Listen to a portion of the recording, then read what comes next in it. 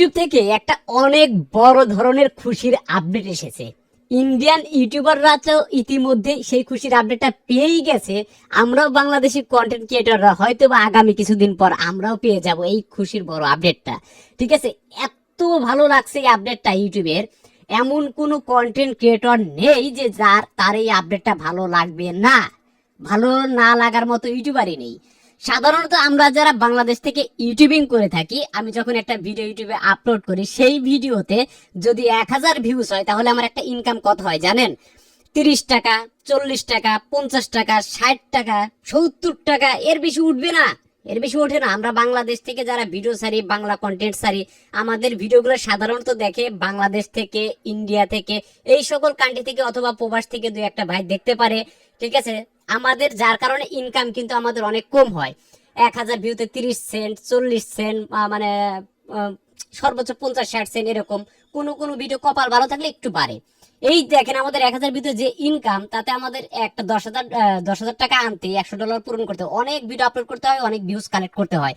কিন্তু এইখানে একটা বিশাল ধরনের আপনাদেরকে একটা তথ্য দেই, যে আপডেটটা ইতিমধ্যে ইন্ডিয়াতে এটা লঞ্চ হয়ে গেছে।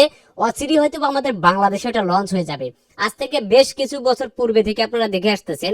এটা এক আধ বছর আগে আপনারা হয়তো দেখেছেন যে বাইরের কান্ট্রিতে এটা অ্যাক্টিভ ছিল। সেটা হচ্ছে, আপনি যদি কোনো ইংলিশ ভিডিও প্লে করেন, অর্থাৎ আপনি যদি কোনো ইংলিশ ভিডিও প্লে করেন, যেমন আমরা এক্সাম্পল স্বরূপ মিস্টার বিস্টের ভিডিওর কথা বলি, আপনি যদি প্লে করেন তাহলে আপনি কিন্তু আপনার মোবাইল থেকে বাংলায় দেখতে পান।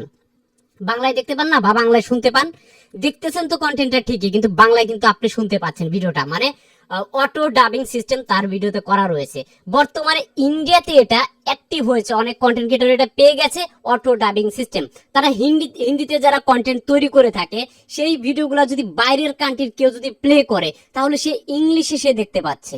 ঠিক আছে, তাহলে বুঝতে পারছেন অটো ডাবিংটা একজন কন্টেন্ট ক্রিয়েটরের জন্য কতটা বেনিফিট পেতে পারে।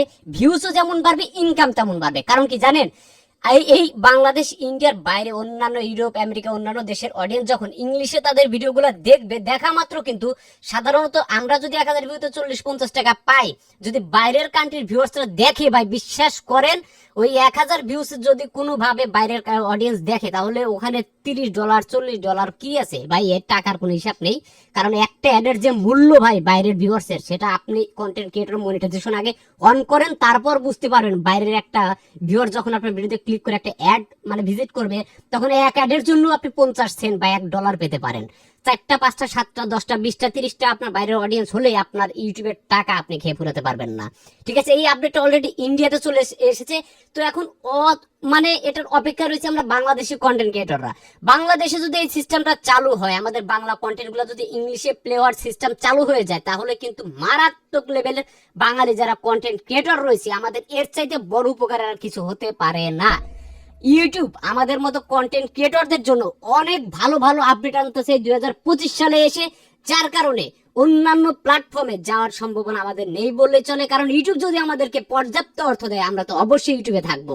আপনারা যারা নতুন কন্টেন্ট ক্রিয়েটর রয়েছেন, অবশ্যই আজকের এই ভিডিওটা যদি আপনার ভালো লেগে থাকে, লাইক, কমেন্ট, শেয়ার এবং চ্যানেলটা সাবস্ক্রাইব করে কিন্তু আমাদের সাথে থাকবেন।